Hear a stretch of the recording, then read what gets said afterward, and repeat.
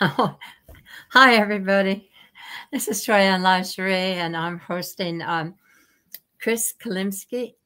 Is that how my Klimecky. Okay. Today, in the meantime, while we're waiting to listen to the story that he has to tell us about his life, I want to introduce the Luscious Moss Studio that's owned and operated by Chad Christ in Edgewood, Washington. He has a great setup for drums and guitars, and that's kind of where his focus is, although he produces music as well, and he's been producing mine. And he has an environment that's created to be collaborative, and it is. I've gone in there and thrown stuff at him, and they've worked it out with some really great sounds and great guitar work. So if you have a chance, just go on Facebook and look up Luscious Moss Studio and Chad Crystal. Come up and you'll be able to make contact with him. So with that being said, thank you, Chris, for being with us today. Thank you for having me, Joy. And the first question that I do want to ask you today, that I ask everybody actually, because it's so interesting, is how and when you guys started in music. What, approximately what age? I mean, were you teenager, et cetera, blah, blah, blah. So yeah. Well, I started very young, very young. My mom is a professional violinist. Wow. She has played in symphonies, since she was tiny, and still continues out in Port Angeles. She's part of the Port Angeles Symphony now. Wow. The third chair violinist there, and it's just always been a part of life to have music in the house, and train musicians throughout the family, extended family, and such. So I started on violin at 5 years old, 4 or 5 years old. That only lasted until about 3rd or 4th grade. So I felt like it wasn't really my thing, but did lessons, did the whole thing. Sort of took a break from that and just set that aside. And that's a sort of big step, even because mom being the violinist, sort of like, Mom, I'm not really into this, but maybe we'll find something, right? And sure enough, about a year later, I was like, I think guitar could be real interesting. And I already had the fret hand, of course. I already had, the coordination was there from violin. I already had this, musical training to sort of build from. So I accelerated fast, and that's like 5th grade. So what are you in 5th grade? Like 11, 12? Yeah. Really started in on guitar heavily, and that just was a big hit, even though I didn't really have much direction. That direction came about a year into it. So you'll know the year because it was Van Halen's 1984. Just blew me away. It was the first time that I had really heard and dug into Van Halen, and Edward, of course, was just amazing, and as he hit so many people with inspiration, and just how does that work? And as a young guitarist, like that set the course, kind of for my life. He was a huge inspiration. And of course, then digging through the back catalog, late to the party, right? 1984 being the first album that I really fell in love with. And I was just sold on rock and roll from that day forward, and was playing in bands, doing shows in 7th grade was really when I started doing that. You started early. Yeah, writing and recording by when I was about 13 or 14, started writing songs and recording. My brother picked up the bass because I was sort of going really hard, and we were a small town, couldn't find that many classmates who were skilled musicians, and my brother was very accomplished on tuba, so he already sort of had a feel for the low end. So he's like, well, I'll pick up bass and play with my brother, Yeah, so sort of getting to the end of the beginning, with the extended family, my cousin was a very accomplished drummer at this point. So we sort of had a family thing. We would play at you know, holidays and such. We'd play rock tunes, we'd play Van Halen, we played Pink Floyd. We do, you know, just all kinds of covers, and start writing and recording our own stuff, you know, at that early age. And really that's what started off all through high school, writing, recording, playing shows, and just learning. Went to an arts high school where just musical training, composition, guitar, and just focused on it from there. Wow. That's a lot. I mean, to be doing at that young age and keep it in the family too. Yeah, it's just so into it. I mean, literally every, you know, vacation, school time off, anytime that we could get together, it was let's play, let's write, record, bring in a, I don't know, keyboard player, whoever we could pull into the band and play. That was the summers. We'd have people stay at our house. We stayed a summer at other people's houses. This was in Michigan. And it was all about music. It was all about the band in those early days. And just figuring out, you know, the 4-track recorder, and, you know, trying to self-produce these little tidbits, and you know, play whatever shows and write whatever songs we could. So moving from there to after you were 18, did you continue to move towards bands and maybe making music a career? Yeah, absolutely. So the 90s was really my first, you know, big focus on saying, hey, we're gonna take a shot at this. And by that point, you know, college days and the other folks in the band, either college or even, you know, like my brother was 4 years older, so he was graduated, and we were like, we should take a real shot at this, go into some real recording studios, you know, and actually do some professional sounding stuff. We had written, you know, a good chunk of songs at this point, many of which, you know, we sort of called in the past learning experiences, and we're writing what we thought were really good songs. By the time, you know, 1993, 94-ish came around, and that's when we really put together our first album. So the band in the 90s was called Jester's Crown, sort of a melodic prog outfit. And in Detroit, you know, we were giving it our best shot, but it really wasn't the thing. You know, it was grunge time, and it was you know, the beginnings of you know, Eminem and sort of the Detroit really stripped down sound, sort of pre-White Stripes still, but you could sort of see that sort of rap rock and kid rock type of stuff starting to come into the scene.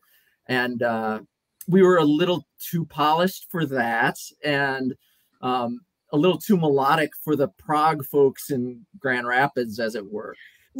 Even so, we toured from Toronto to Madison, Wisconsin, a lot of time in Chicago, loved playing Chicago, and recorded that first record that we released in 95, and then another one in 98, and just playing as many shows, both at clubs, and we had an acoustic set that we had, you know, Borders books, right? We're a big thing, and early coffee shops playing acoustic shows were a thing. So I just did as much of that as we possibly could throughout the 90s. And ultimately, you know, the music industry itself was sort of falling apart at the end of the 90s, right? So we got a bit caught up in that, got caught up in our careers. I mean, at some point you got to make some money on this stuff, right? So, I don't know. I haven't made any money yet. Fair enough. But, you know, at the same time, I studied music technology in college, and that ended up getting me into the video game business. So I was doing these in parallel, starting a career in video games, which I love video games. It was still very creative, still very, you know, exciting. It didn't seem like a bad backup plan. It wasn't like, oh, be a you know, rock musician touring or be an accountant or something, right? It was like, oh, I can make music and do the writing and recording, or or make video games. Like, it wasn't a bad choice. It wasn't a bad second choice, right? And ultimately, as I've sort of evened out over the years, you know, it was just a little shift, right? Doing both full blast was untenable. And video games paid the bills, right? So it sort of went like this. And I still, you know, I moved out to Seattle in 2000. So that band broke up, right? At the end of the 90s. It just, you know, the music industry wasn't going to sustain that for us, right? And we weren't sort of hitting where we needed to. The region, as I mentioned, not really happening. So that's when I moved out to Seattle with my wife. And, you know, here in Seattle, I felt like I could have both, right? It's a music scene. It's post grunge, so I didn't exactly know what to expect there, right? But still, lots of music going on and lots of video games going on. I felt like I could do both, and that is ultimately how it played out. I released a solo album in 2001, right before my first son was born, and you know, kind of went from there as a solo artist. Yeah, it's just a melting pot here when it comes to music. It's like, yeah, I would imagine, you know, I didn't start until 2000, so I missed the 90s. But I got to the point where I really liked country music starting out in the 80s, but I didn't realize what was here until 2000. I mean, I had no clue what the music scene was like. And I'd gone to West Virginia for a couple of years, came back, and it was like, wow, what's going here? It was long before I realized that didn't matter what genre. It was everywhere. And it's not necessarily stuff that are covers. So there's a lot of original music here as well. A lot of folks, you know, who are artistically minded and feel like Seattle is a place where they can be expressive in that way, which I love. I love that. I think that's much more interesting to me than playing covers. I've never been much of a covers person, obviously, to get going. Played a lot of covers and played a lot of covers, but you know, I've been an all original artist for many decades now, and it's just far more fun for me. I love the creative process. I love hearing others' creative process. And yeah, just having a cultural creative community around here it's very positive and inspiring. I love it. Yeah, absolutely is. And it doesn't matter whether you're a singer, songwriter or not. I mean, bands are popping up all the time, and each one has got something different to offer. It's really interesting. So from moving from that to, I believe you were telling me about the Seattle singer-songwriter. Yes, so Songwriters in Seattle is, it actually segues really nicely into what we were just talking about, because after starting family and you know, a couple of young kids sort of taking all my time. So I took a bit of a hiatus from music for about 5 years there in the early aughts. It was actually my wife who was like, you need to get back into music. This is like 2007, right? Like, yeah, I was playing, but didn't really know what to do with it, a little bit lost. And she goes, why don't you try meetups? She's a photographer and had gone to some photography meetups and really liked meetup. So I was like, why don't you look for what's going on Meetup for musicians? And it just so happened there was a fledgling group called Songwriters in Seattle that I connected with, and we met at the Alibi Room downtown at the, you know, is that Seattle market? Yeah. Okay. Yeah, Pike Place Market, and down in the basement, and you know, it's just a couple folks monthly. I just started, you know, get some pizza, play each other some songs. And I was like, all right, there's something here, you know, there's something interesting here.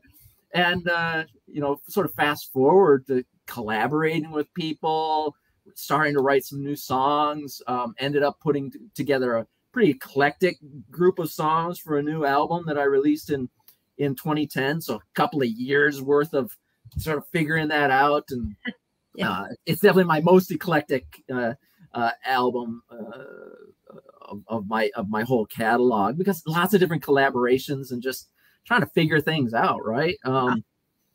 And I really felt like this was a community that could build it. Lots of new people coming into Songwriters in Seattle. We started to organize a little bit more.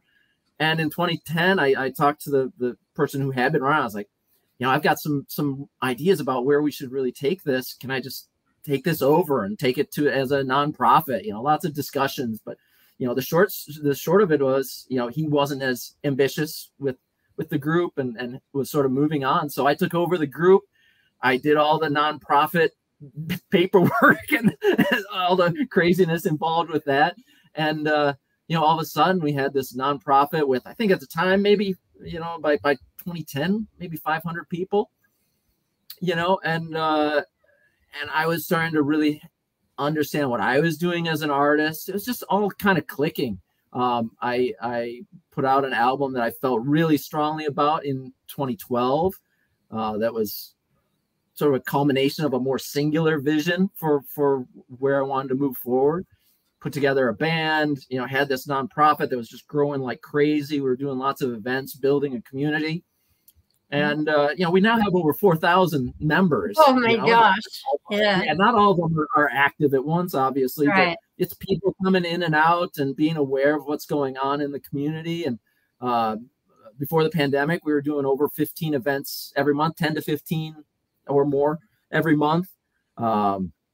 And even during the pandemic, we've been doing online about 5 to 8 every month, and just all kinds of things. It's education, it's performance, it's collaboration, and some just like creative games and connection with other people, critiques and just learning, right?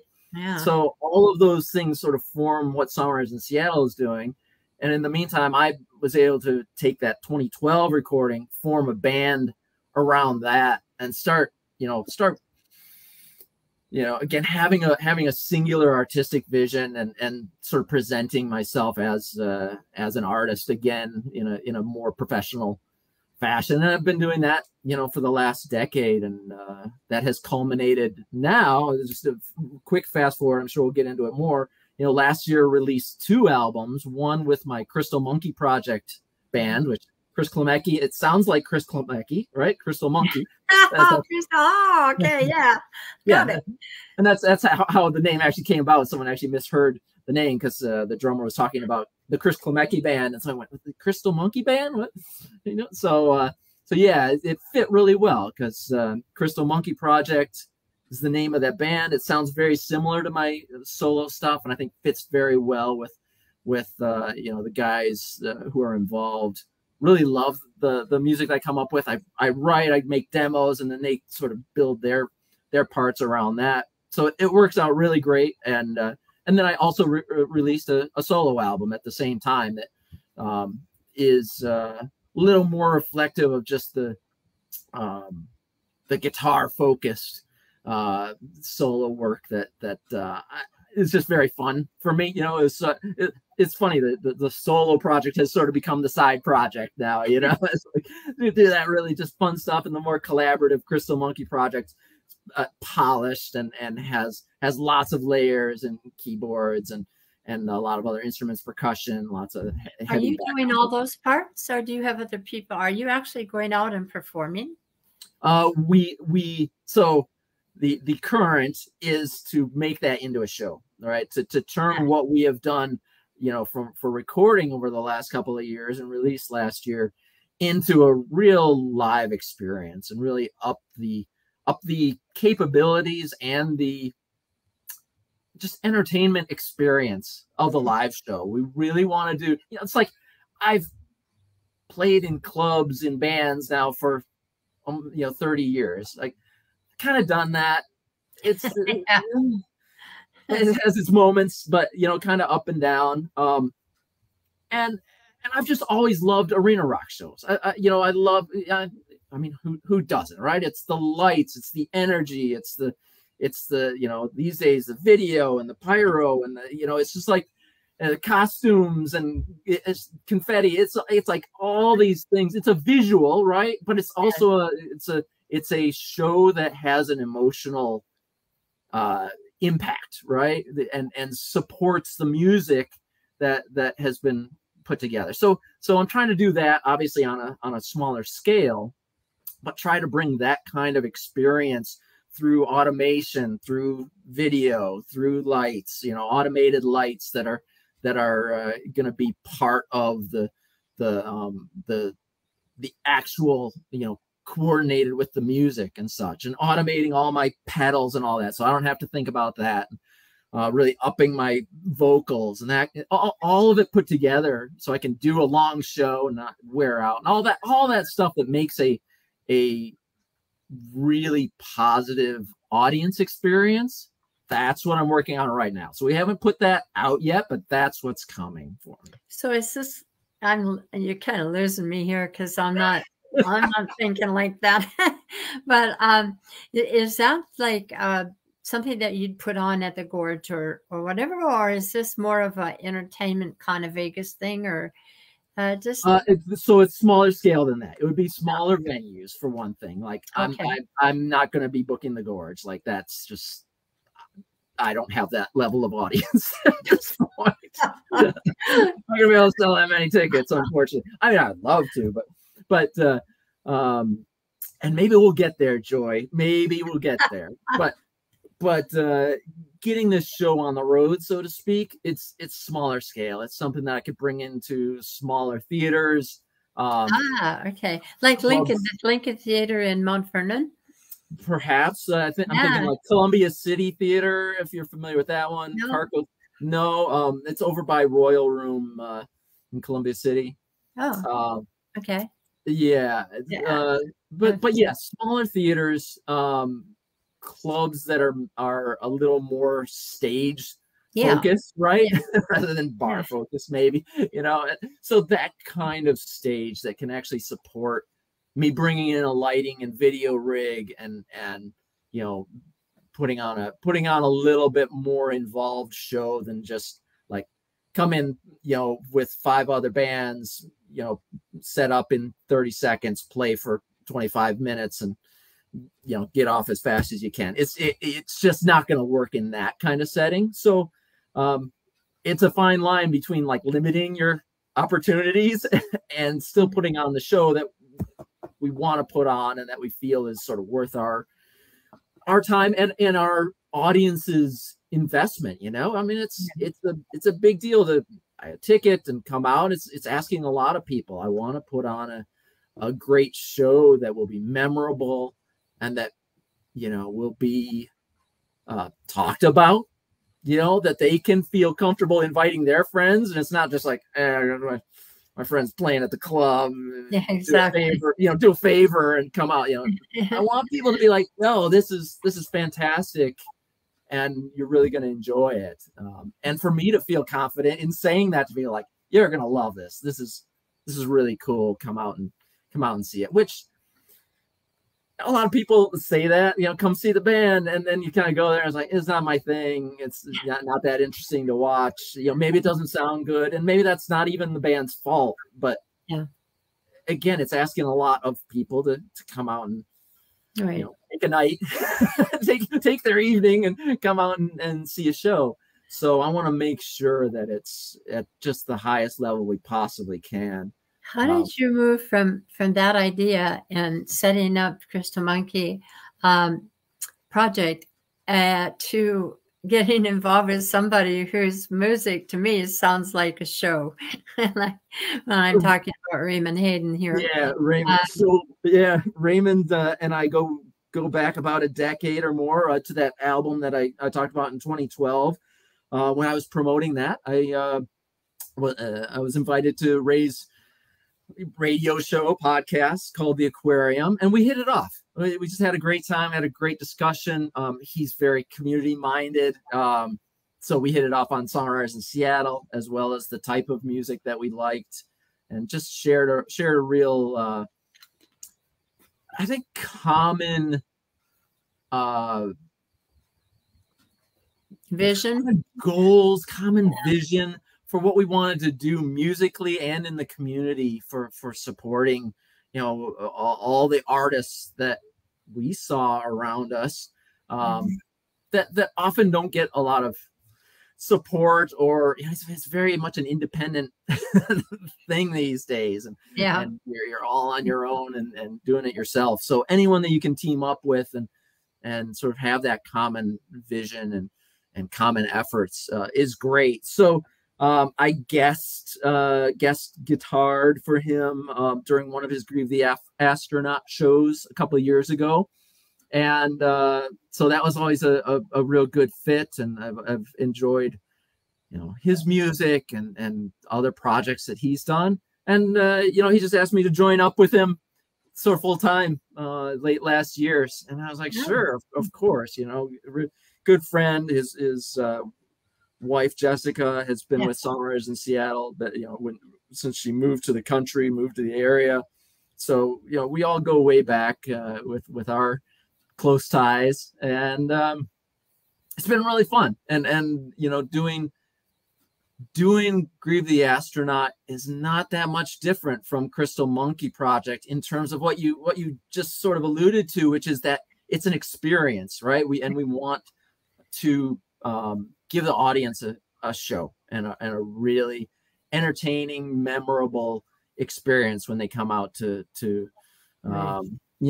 see us and buy a ticket and be a part of it. Like I don't want it to just be and raise the same way, right? We don't want it to just be, hey, come out to the club and see us play for 30 minutes. We want to really be a thing that focuses on the artist, that focuses on the music, but is also visually and just from an entertainment perspective, something that everyone can feel proud of and wants to be a part of. There is a lot of what do they call them, dinner clubs from where in Chanhassen, Minnesota, where I'm from, the Minneapolis area. Okay. There is a really it was an exclusive club. It was very nice, and they just drew magnificent crowds. I mean, there are a lot of people that would go there, and it cost. I mean, obviously, you don't get those things cheap. But that's kind of what this sounds like in part. I mean, not a play necessarily, but a music focus, and the kind of music that this Crystal Monkey Project that you have and the Grieve the Astronauts things that Raymond is doing, they really don't fit the kind of genre to go in a club and perform those songs. It just doesn't. There has to be more. Yeah. And so this is quite a vision, and I think it's going to take an awful lot of hard work and advertising to get there. Oh, yeah. The work already is tremendous to put the show together. And ultimately, one of the things I have to keep reminding myself, and I got to be careful of sort of talking too much about the effort, because ultimately people don't care about how much effort went into it, right? Like they just want to see a cool show. Yeah, and I get that, right? They want it to look like it's easy, and it's just like, boom, you just did something amazing, and yeah, just like that. So I try not to play that up, and I'm not doing like day-to-day video documentation of all the YouTube videos of putting lights together and putting automation together, and like it's insane the amount of stuff that I'm doing to put the show together. But ultimately, it's just got to be good, and it's got to land well, or people just like, whatever, and I don't want it to be whatever. I want it to be really something special. So I'm going to just keep hacking away at it every day. Like I make progress. It's climbing a mountain, Yeah, I get it. So if you had to speak genre, I mean, I hate that's everything is categorized in music. Gotta be done.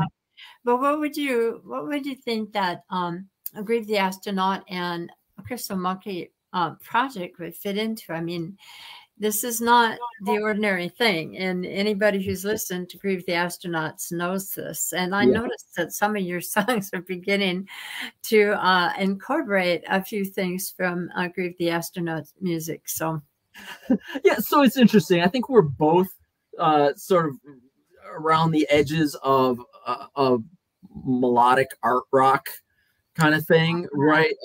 Ray, for obvious reasons, is a little more keyboard oriented, and that's his thing. And mine, the Monkey Project, is more guitar oriented. You know, go figure. So there, you know, I think mine sort of rocks out a little more at times.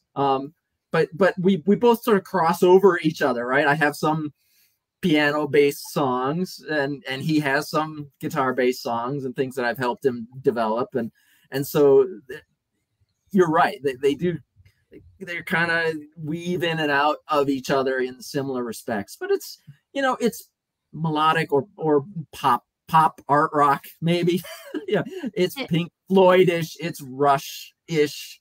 It's, you know, in that vein. Okay. So, and now I forgot my question. You blew my mind there for just a second. I was gonna ask you, with your computer skills and the fact that you are working in that field with, you know, gamers and creating. I mean, I've done some of these when I was working for Google for a while, and we got. That was free, and we, in our spare time or breaks, we could go over and play one of the games, you know. And I'm like, oh my God, what is this? Tremendous technical efforts. Yeah. Yes.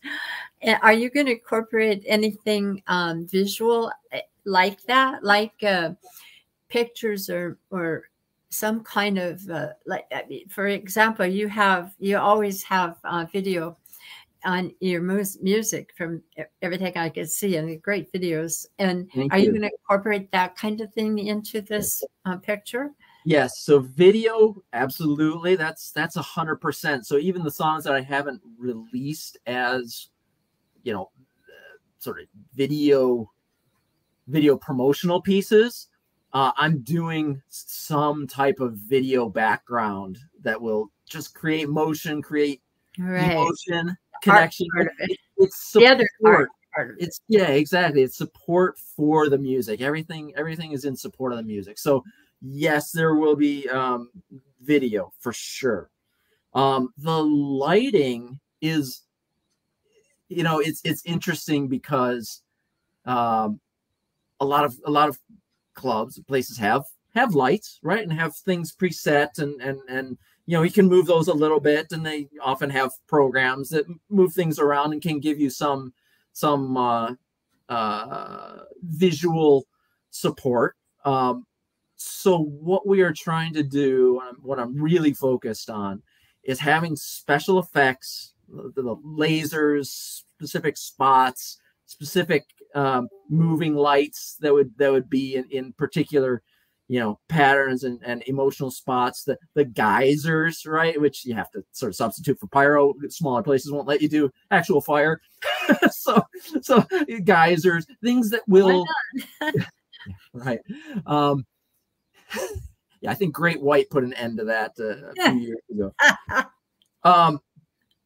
But the point is to have impact. I'm doing impact things that are going to be timed to the music and support specific musical moments that, along with the video, you know, will create an effect, right? It's not to just, oh, we have lights, right, which hopefully we'll be able to supplement with whatever you know, a club has. What you're saying.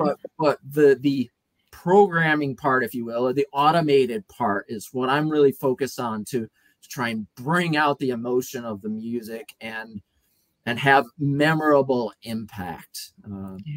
Again, it's a big effort. It's a lot, and I can't even like I couldn't demonstrate for you like what that even means. Like, did you ever go to the Tacoma Dome and watch a show that they were having called Walking with Dinosaurs?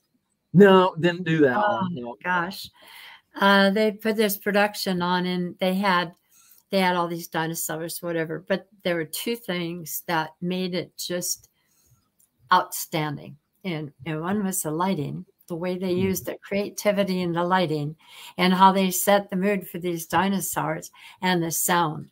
The sound was movie sound. So when you heard this stuff and you saw the lighting and you saw the creatures, you were actually transported back to when dinosaurs walked the earth. And yeah, I get the dynamics of what you're saying. That sounds maybe not quite that. I mean, I would imagine. No, it makes total sense. It makes total sense. We are, well, it's an odd thing to say. I think Ray actually says it better than I'm going to put forth. But he said a number of times to me, because he's a very visual person. He's really good with his visual development for his music and for his band and other bands that he works with. But we do hear with our eyes to some extent. Like, they're very connected and to our ears and sort of how we process sound and music. So the more that you can put a visual stimulus to music, the more, you know, that music is going to have an effect. Or, you know, again, your dinosaur is a show is exactly the same thing, right? There is music too. Sound and the visual work together in a way that really has impact. It can be powerful. Yeah. And it doesn't really matter.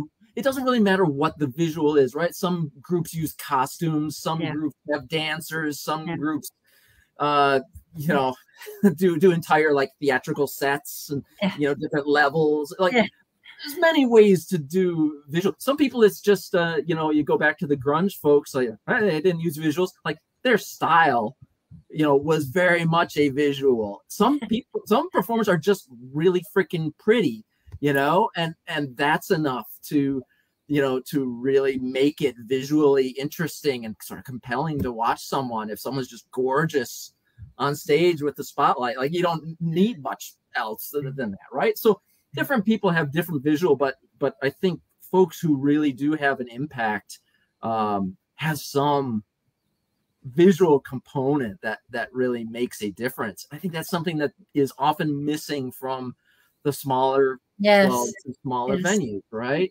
Yeah. So that's what I'm trying to solve, if you will, is, you know, how to bring something a little extra punch to the smaller venue experience. So how long do you think it's going to be before you put something like this together? I want to start shows this summer and really carry this, you know, sort of calling it the I'll Find You tour. I'll Find You is a special song in the recent catalog for a number of different reasons. And you know, I want us to really take this show to as many places as we can, not necessarily a national tour or whatever, but just have it be a package. Right, that we say, like, it's this thing for this period of time that really represents us for the next, you know, year and a half of shows. And you know, I'd love to do shows with Grieve the Astronaut as well, or others that might be a match, and have it be a package where we're all on the same page about what we're trying to do, and all about that audience experience that we can bring. And it's repeatable, right? It's something that we can. We've got the setup, we've got the takedown, we've got the people in place to help wherever we need help, and you know, can sort of put on a show that we can be confident in on a regular basis. That's really the goal. I'd love to start that this summer. Well, I wish you good luck on that, and I would like to go to one, so keep me informed. To keep all of us informed. And the other thing, what were you doing during COVID? Now, I know that I think two things. You were writing, obviously, and playing. Yeah, writing, recording, a lot. Yes. Yeah, writing, recording, working. That really did take most of my COVID time. Thankfully, we were able to we had a process for the recording that we would pass project files along. We're all three of us are pretty experienced in music production, so we were able to, you know, just pass Cubase project files back and forth, put our parts on, put these 13 songs together, and get it done all from home. So yeah, I feel very, very lucky to have been able to do that. And it's really happy with the recordings that we put out last year, as well as my solo album. It's just some of the best, I think it's some of the best work that I've done, which, I'm really proud of. And I think, is just, it's a sign of, just growth, over time. It's what happens with time, on mature musicians. I think that if, when you talk about the 10,000 hours, it's just putting your time in. And over the years, if you have a growth mindset and you keep, experimenting and learning and growing, it just gets better and better. So I'm still very excited about making music, about writing songs, about recording and taking it out to people. Just very passionate about it. And that, it's discouraging sometimes, no doubt about it. It's tough. It's grueling sometimes, but again, like, people don't care. It's like, what's the end product? Is it good? Do I want to listen to it? Do I want to see the show? Is it memorable? Do I want to tell people about it? Is it something that, is I have an emotional connection to? And that's what's really interesting to me, and hopefully comes across to those who listen. So what else is coming up in the future? As far as we know that you're putting this together, and hopefully I'll do it this summer. But what are you doing other than that? Are there albums, but new songs coming out? I mean, I listened to just about everything you put on YouTube, and I was impressed with some of the songs. Are really super, and it's like everybody else. I mean, some weren't quite as the same. I mean, but I enjoyed them, and I put them as many that I liked. I don't know if that's fair, but I put them on Matured Musicians because I thought, you're welcome. So, people come and go, and this stuff goes on YouTube in a few weeks after we're through, and I'm so behind right now, but trying to dig out and get them out there so they don't go away, and they actually land. If I put your name in there, so when or the name of the band or whatever, so when people put that in search, it comes up. It's not just on my channel, but it's out there, so they can go back and look it up and listen to it. I also post this on my Facebook page too. So, I was told not to do that when I was getting involved with this, and it was like, keep them on Matured Musicians. But there's no money involved here, and this is that people want to see this, that people work, and so if they don't want to comment, they're going to watch it live, and that's the way I do it. I don't know. I love it.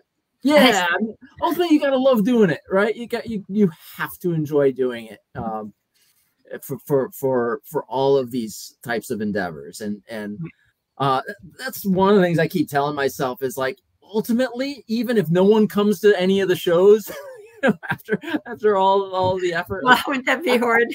That would suck, but I have really enjoyed putting this together and pushing myself, like pushing my own boundaries and learning all about this stuff, and kind of giving new life to some songs, right? It puts the songs themselves in a different ecosystem, if you will, and brings something new to them, and I love that. I love doing different versions of songs, different arrangements, even different people involved, and like, oh, what if we add this part, or could this person come in and do a thing? It's like, hadn't thought of that. That's really cool and really fun, right? And that's collaboration, right? Doing solo acoustic, that's fun for me too. It doesn't all have to be the big show kind of stuff.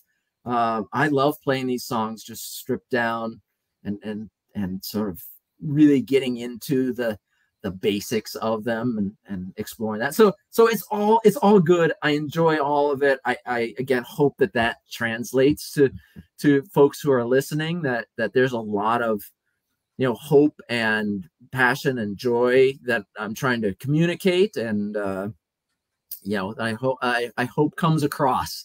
in the songs, and both the music and the lyrics, right? It's I try to do meaningful lyrics and sort of life thought. It's not real good background music. I've been told, and I've found, but I don't like making background music. I want something that's engaging, right? Well, of all the videos you made, I like Clock. Is it Clocks or the Clock? Yeah, I love that one. Oh, that's great. My theme. I've had a number of people sort of pick that one out as a favorite, and just like you said, like it to identify with that. That we all have limited time. It's like make the most of it. And right. And the thing is, you never know when that clock's going to end for you. You can be young or older. It doesn't matter if you're famous or rich. When that clock stops, it stops for you. That's right. Absolutely. And make the most of it. That's what that song is all about. It's just make the most out of every minute you got, which is tough sometimes, right? And get discouraged and et cetera. But that's why I say, like, my songs aren't necessarily like happy songs, but I do try to have some hope in there and say, like, okay, here's the reality, and here's what either you can do about it, or here's a different perspective that that gets the most out of it, or conquering fear. I actually, a lot of my songs, even though it doesn't necessarily look like it on the surface, are about like just conquering fear and self-doubt and all those things that hold us back. Yes, that's a big one. It is. One song, Gemini, is maybe the most literal of those, where I actually am sort of having I put that out there. An in the mind conversation with myself of like, hey, knock it off. Gotta conquer the self-doubt. So I'm usually a little more subtle than that, but nevertheless, it's something that I'm keenly interested in, and I like writing about, and try to bring that hope of like, yes, you can conquer it, and we can get over it, and there are, even in the worst moments, there are positive things to get out of it, but you have to be able to see them. That's a key. If you can't see them, then you're kind of locked in. Absolutely. Or you can support others, right? That's what Send a Spark. I don't know if you saw that one or heard that one. Which one? Send a Spark. I don't think I put a video. I did put a video of that one. It's one of the piano songs, but Send a Spark is very much about supporting others. If you can find or be in a mental position to offer some hope to someone else, like that is meaningful as well, right? Yes, very important. Yeah. So we're kind of moving almost out of time. But I there are some things in your life that when you started by the way, my mother played the violin. Oh, nice. But I never heard her play. That's a sad part of that. But wow. We had music in our family, and that's my aunts and uncles on my mother's side, but neither here nor there anyway. But I do know that when you look back over your life and you look at moments that have been wasted and moments that really stuck. I mean, they were like when you heard rock music. I've never been a fan of rock music, but I am now. I mean, over the years, I learned to listen to it and like it, but there were things that I didn't like in the bands, like, breaking guitars. Like most of us couldn't afford one, and they're breaking them, wrecking a motel room, and all the drugs, and like this drummer that just passed away had 10 different narcotics in his system. Yeah, very sad. It wasn't to say that this didn't happen in country music, but they as it progressed, they tried to clean up country music a little bit. So I guess I got caught in it, and it just spun me around. But I want to know from you how you survive. I mean, obviously your music isn't heavy metal kind of stuff. I mean, it's melodic. It tells a story a lot like country. Little jab there. And it's the kind of stuff that, Sonny, what did you call it? You called it art, some kind of Yeah, art. art rock. Yeah. Art rock. I love that. Yeah. So how did you survive through all that? I mean, as you were listening to these artists and what they were creating, and you were starting to create your own, what did you think of that scene? And did you have any aha moments in your career that left you saying, wow, this is it. I just found something here and I don't want to let go.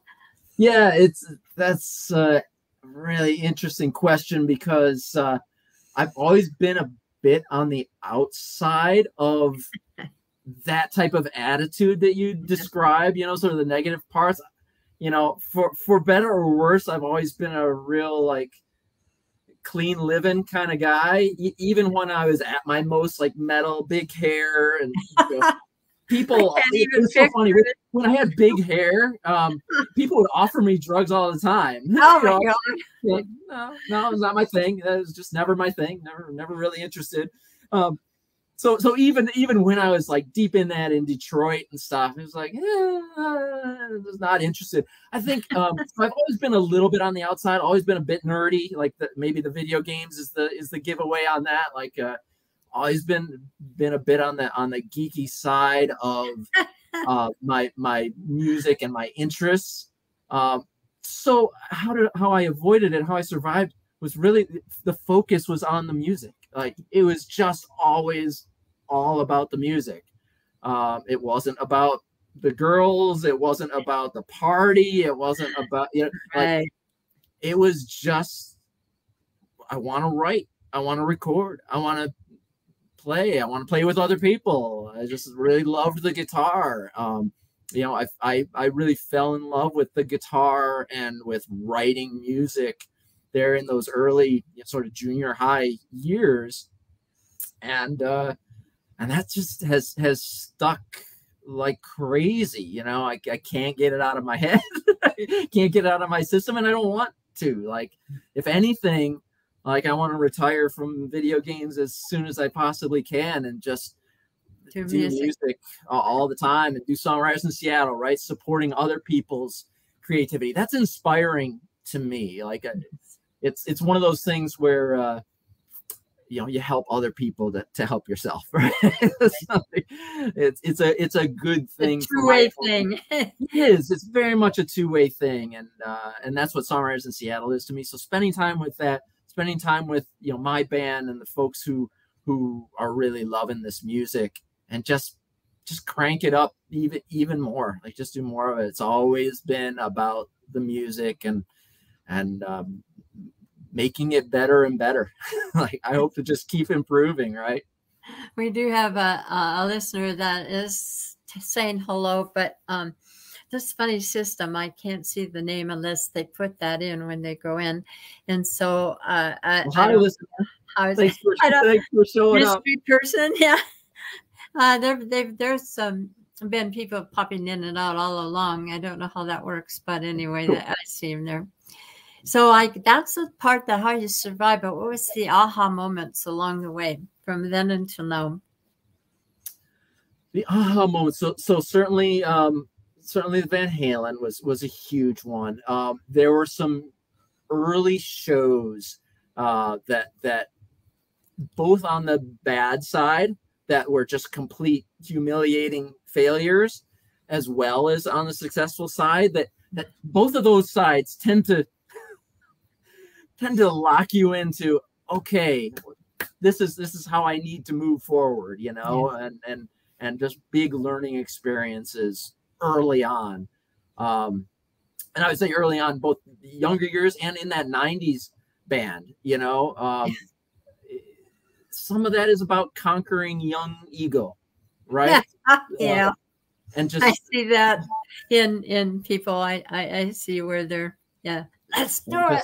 Yeah, thinking you're the hot new thing, and someone gives you a shot, and it's just like, yeah, that didn't work out at all, And I've played huge venues for the security guard, and that's one of those, eye-awakening moments where you go, wow, there could be 1,000 people or more in here, and the security guard's loving it, great, but it's what's wrong with this picture? Yeah, exactly. Hi, Dono. Just one moment here. Hi, Dono. I see you put your name in here. Yeah. So it's that kind of thing where really learning from those moments. I think that the first professional album I did, that 1995 release with Jester's Crown, was a real turning point in turning the corner into like, okay, I can do this at a higher level, right? And people do respond to it, and putting that effort and care, like deep care, into the music, into the work of making the music, does make a difference, and people do respond to that. So those are the biggest moments. I think the 2012 album was a turning point for me in my sort of more near-term career. So This Journey is for anyone out there who wants to check that one out. That's really where the vision for my current sound, for my modern sound, came to fruition. It's consistent. It's thematically, in line with what we're doing now with Crystal Monkey Project. And I think the live show is going to be very representative of that band sound, between This Journey, Crystal Monkey Project, the current solo stuff. It's all of a certain band sound and that melodic sort of art rock approach. What are you doing for advertising? One thing I've learned is that online, you have to market this stuff for people. Yeah. They don't, It's expensive. What are you thinking about in online to get no one out there so people do come? I mean, I think anything new, if it's not advertised well, or if they're, people say, what is this? Why would I spend my money on that? What are you doing between now and then to promote this, if I may ask? I mean, I don't want to tell you. You don't want me to know any secrets. But. No, it's a great question, because promotion is difficult, because, again, focus on the music. At some point, you got to promote it. So my approach, which I think is consistent with what the sort of going advisement is. I mean, I read a lot. I try to absorb what other people are doing and how to do it. Lessons learned and all that.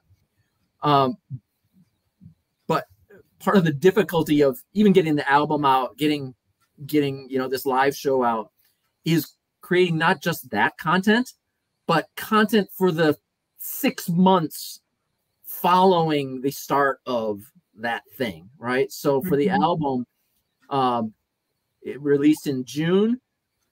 The album was done in January-ish, basically. And so I spent that entire 6 months through June making videos, putting together like an entire schedule of what posts and what venues, what websites, what avenues for promotion, so that I could have 6 months or so of promotion of the album. That took me to the end of last year. And at that point, you sort of take a breath. Now I'm doing the live show and doing the same thing, right? I'm creating the live show, and at the same time, it's creating that content that will be interesting and engaging to promote that. And budget as well. I mean, it is expensive. Sometimes the return on that investment seems just poor, really, really bad. But at the same time, it's that engagement and consistent engagement that does bear fruit at some point. And you end up having a catalog. Right now, I have a catalog of videos that someone like you can sort of pick up on, and it has some longer life that can build on itself. And as long as it's quality content, then it doesn't have a shelf life. It's evergreen. You can always point someone to it, and it's there, and there's this catalog that is really compelling. So Yeah, that's what it feels like to me, and that's how I approach it. Okay. All right. Good answer. So at this point, you only have about a minute left. Can we run over a few minutes here? Or We can't, actually. I have to get to a video game meeting, in fact. Okay. So in half a second, can you give us any kind of last thoughts on anything that we've discussed or anything we haven't? Sure. Promotion, crystalmonkeyproject.com, chrisklimecky.com. I know that's a tougher one to spell, so crystalmonkeyproject.com is really a go-to. My YouTube channel is, where all those videos are. I'm really happy with, as you have seen all those videos, there's some quality stuff. There's just almost, I would like to think that anyone could find something there that they like. So check that out, please. And of course, Facebook, Instagram. I'm all over any site that you would want to follow me. It's a little quiet at the moment while I get all this stuff prepared, but we're going to ramp it up as we get towards those live shows. So very exciting times coming up. All right, perfect. I guess we're out of time. One last comment. There's nothing wrong with clean living. I agree. So thank you so much for joining us today, Chris, and good luck on your project. Keep us informed.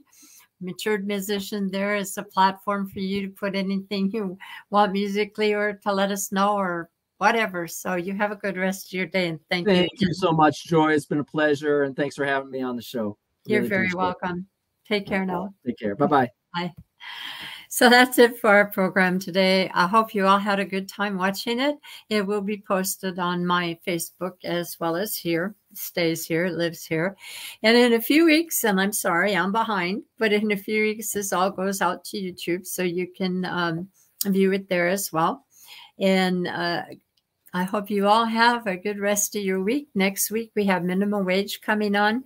It will not be a live show, but it will be on at 2 o'clock on next Monday. So stay tuned. Have a great day, everybody. Bye-bye.